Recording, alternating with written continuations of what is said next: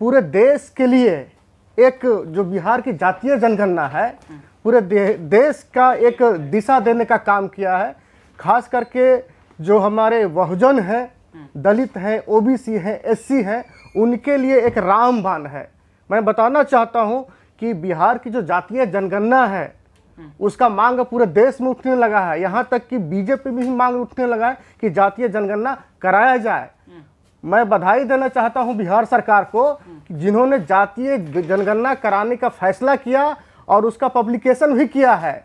बिहार की जातीय जनगणना में देखिए कि पहले दलित की संख्या 16% बताई जाती थी, रिजर्वेशन भी लगभग 15-16% मिला है, लेकिन दलित की आबादी 22% हो गया है। इसी तरह से अति पिछड़ा की जो आबादी थी, लोग कहते थे कि 27% है, आज अति पिछड़ा और पिछड़ा दोनों मिला के 62% है।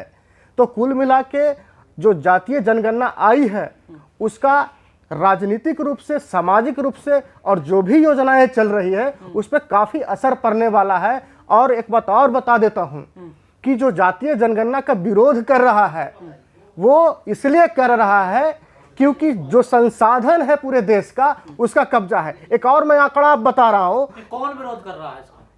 वैसे वही जैसे बीजेपी के लोग विरोध कर रहे हैं, आरएसएस के लोग भी बिल्कुल बीजेपी विरोध कर रहा है इसका जातीय समर्थन नहीं। देखिए कल ही आपको जेपी नड्डा जी ने और जेपी नड्डा जी के टीम बीजेपी का वहां गए थे। देखिए कार्यक्रम में उन्होंने पूरा बिरजोर तरीके से इसका विरोध किया है। उन्होंने कहा है कि जातीय जनगणना फर्जी है, क्योंकि उन्हें पता है कि ये जातीय जनगणना पब्लिकेशन होने से जो बहुजन का अधिकार है जो नहीं मिला था अभी तक वो मिलने वाला है। मैंने मांग किया है कि 15% आरक्षण है बिहार में है देखिए शेड्यूल कास्ट का और 1% आरक्षण है शेड्यूल ट्राइब का, अब 22% कीजिए दोनों मिला के। हमने मांग किया है। तो क्या हो पाएगा लगता है आपको?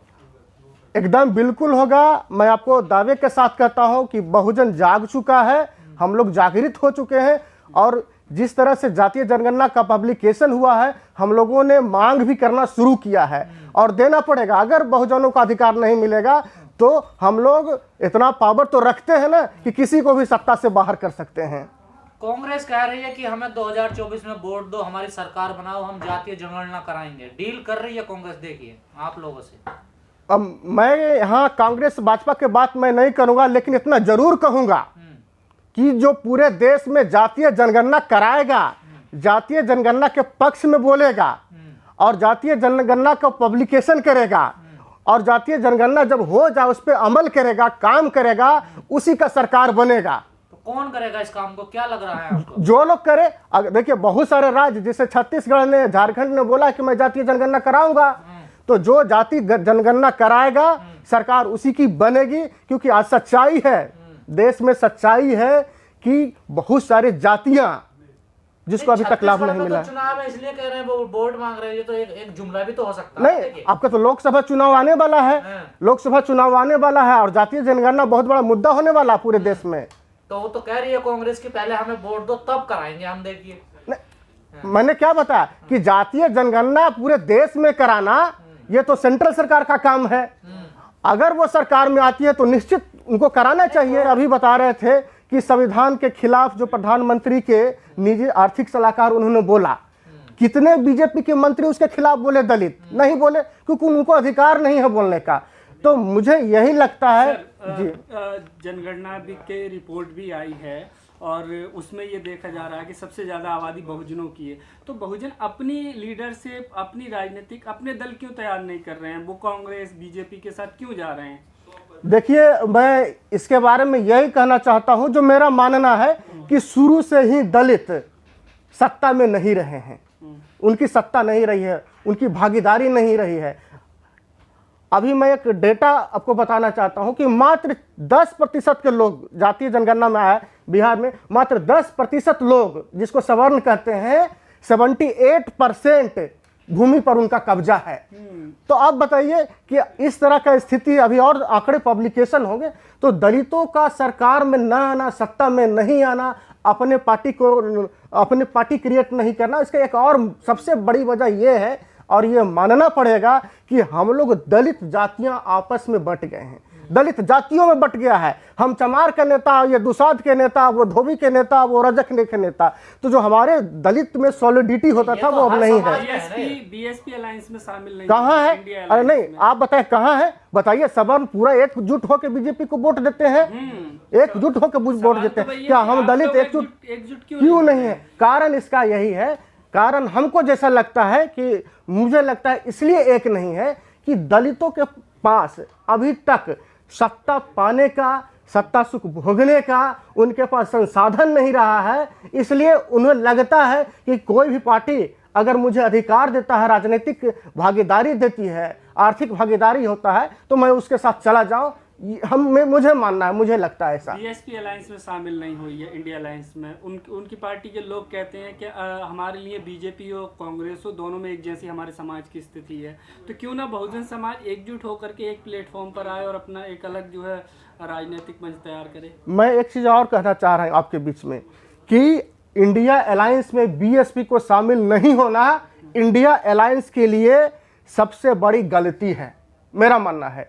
अगर मायावती जी को इंडिया अलायंस में लिया जाता है तो मैं आपको दावे के साथ कहता हूं कि 2024 का चुनाव इंडिया अलायंस एकदम निश्चित 100% गारंटी के साथ जीतेगी।